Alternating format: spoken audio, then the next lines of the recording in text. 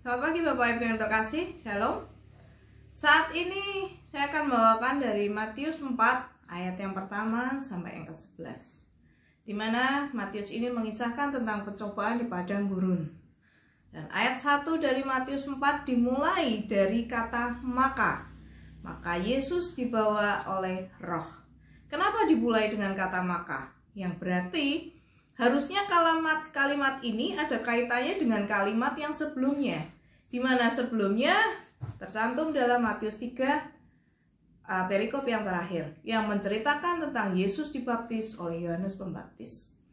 Bisa saya artikan di sini, sesudah Yesus dibaptis dan Allah berkata, "Inilah anakku yang kukasihi, kepadanya lah aku berkenan." Setelah itu Yesus dicobai. Ketika Yesus dicobai, ia dicobai dalam kapasitas dia sebagai anak Allah. Matius 4 ayat yang pertama berkata secara lengkap, maka Yesus dibawa oleh Roh ke padang gurun untuk dicobai. Roh di sini menggunakan huruf besar, yang berarti Roh Kudus, Roh Allah sendiri. Jadi setelah Yesus dibaptis, ia dibawa oleh Roh Kudus ke padang gurun untuk dicobai. Kenapa terjadi seperti itu?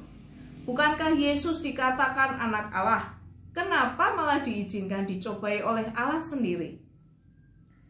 Bapak Ibu yang terkasih, segala yang terjadi dalam kehidupan kita, apapun itu, termasuk ujian, pencobaan, ternyata semuanya berlaku atas seizin Allah.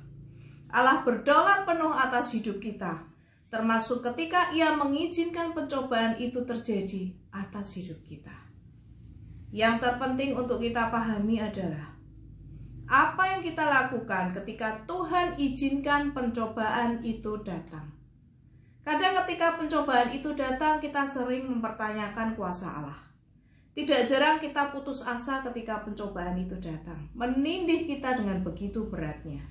Dan ketika pencobaan itu makin lama makin terasa berat, kita sama sekali tidak bisa melihat bahwa di balik itu semua ada rencana Tuhan yang indah untuk hidup kita.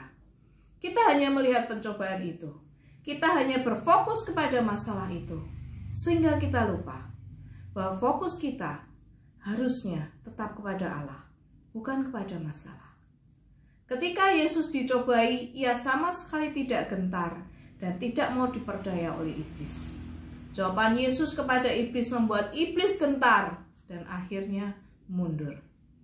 Yesus tahu bahwa di balik pencobaan yang dia alami, Allah tetap ada di sana, melihat dia dan pasti akan menolong dia.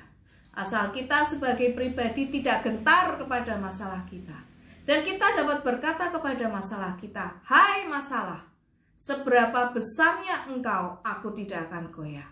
Karena Allah yang aku sembah memberikan masa depan yang indah untuk aku jalani."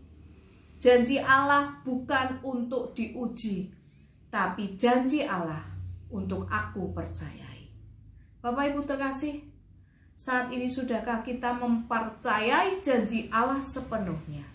Ataukah kita hanya mau percaya kepada janjinya ketika janji itu sudah terjadi dan kita melihat bukti nyatanya? Jangan seperti Thomas, tapi berlakulah seperti Daniel, Sadrah, Meshach, dan Abednego. Bapak Ibu, mari saat ini saya mengajak Bapak Ibu untuk mengatakan bersama-sama, sekalipun aku belum melihat pertolongan Tuhan, tapi aku sudah melihat janjinya dinyatakan kepadaku seindah pelangi, seperti janji Allah kepada Nuh. Tuhan memberkati.